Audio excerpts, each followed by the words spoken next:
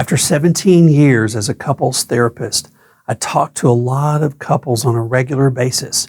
And what I find is that most couples have a hard time just talking about sex. I don't think that there's a more vulnerable time as when we are naked and giving ourselves to each other and being able to say, this is what gives me pleasure and this is what doesn't give me pleasure. Shame gets stirred up so often in our sexual relationship and in the very way we view ourselves sexually. Both of you have to come to the conclusion that you feel like you're worth a good sexual relationship, because if you don't, you're not going to feel desired and you're going to struggle with desire for being sexual again simply because you're condemning and judging yourself. Most of us need to educate ourselves to learn about sex and sexuality.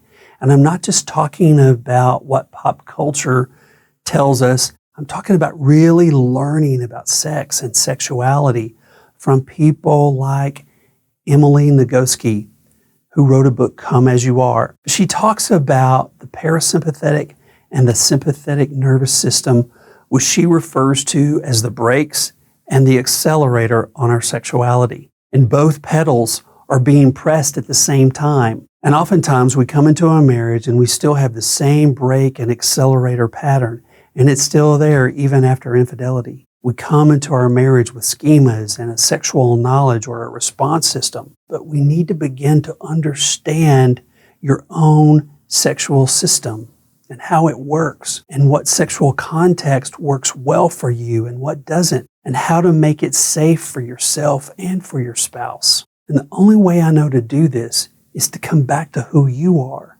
and get clear about what kind of committed relationship and sexual relationship you want and why.